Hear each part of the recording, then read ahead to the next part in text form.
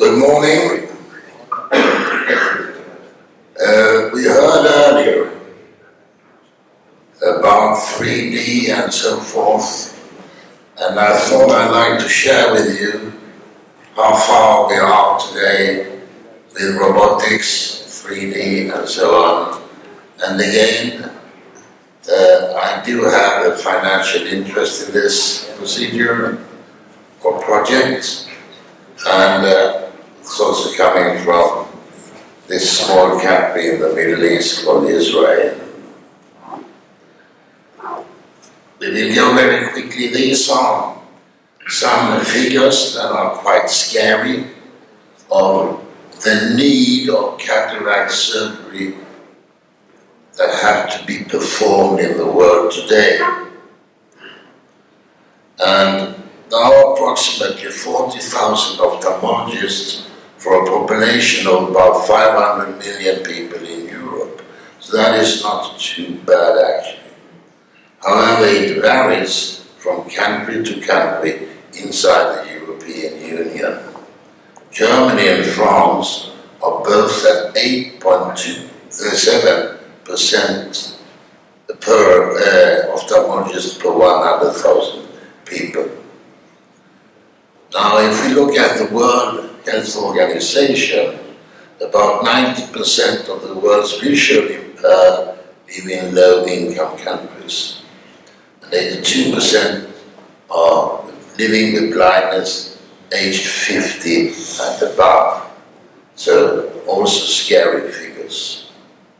And the sad fact is that cataract is the most prevalent cause of treatable blindness in the world. So now you can understand why we're looking into this problem quite seriously. And the techniques have been around for a while. I was myself operated for prostate cancer a couple of years ago with the Da Vinci Amadeus method. It was absolutely fantastic. So that was how the idea was born, really, at that time. In Israel, we are very good at building drones. That's an aeroplane without a pilot with a superb camera system for spying on other people. We can even see on about 5,000 meters, we can see if they pick their noses.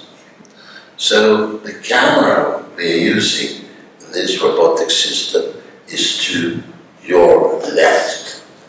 Simplified and taken down to a very small, tiny proportion.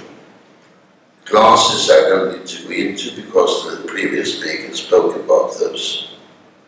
The robots, we use 2 or 3 robots, and you can see the size of the robot.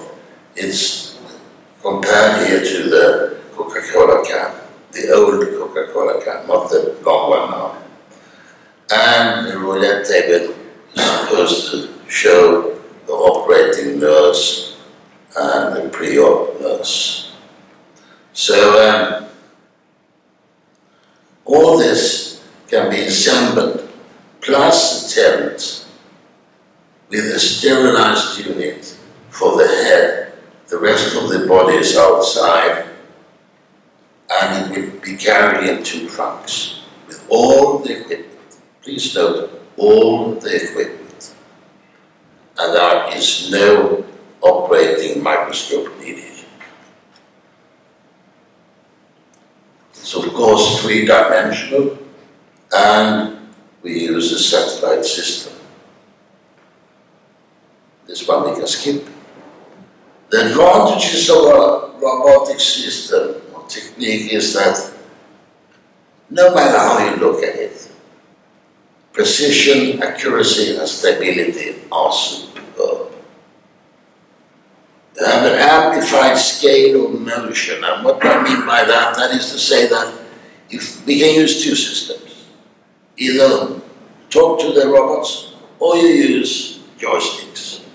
Now a 5mm movement of the joystick corresponds to about ½ millimeter movement of the robotic arm. No human hand can do that. can be an old man, 60 years old, as I was told yesterday. Thank you very much. I'm trembling. We remove that. It can do multitasking without thinking. For us men, it's very good. We can only perform one thing at a time. It's totally automated. We only have the operating nurse assisting the robotic arms. And we have, in association with an imaging system, teleoperation via satellite, and this is cheap. The whole package, including everything, out in the field is $50,000 around.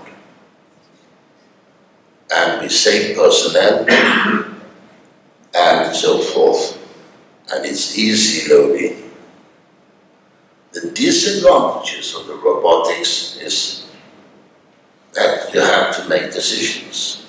It's you as a surgeon that have to make the decision. And you have to be able to qualify your data. Expense and maintenance, not too bad really. However, the learning curve is long because you get vertigo the first couple of times when you use the system, and you get quite sick, I can tell you. And there is, of course, the possibility of malfunction, and above all, do the patient trust the robots? I have explained that.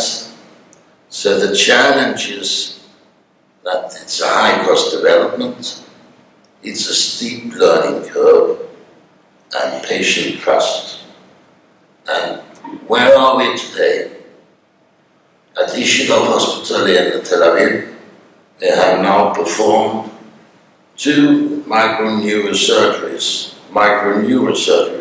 on monkey with the system, and they were quite successful.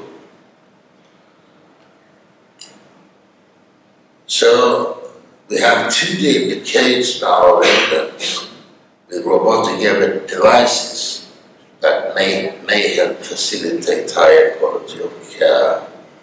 And this is what you will look like in the future. We have some cooperating partners in this, Elbit of Israel. These are the guys that are developing the cameras for the drones, among other things. Space Technologies of Israel is the satellite systems, and ICA Center Group is my company. So thank you very much for your kind attention.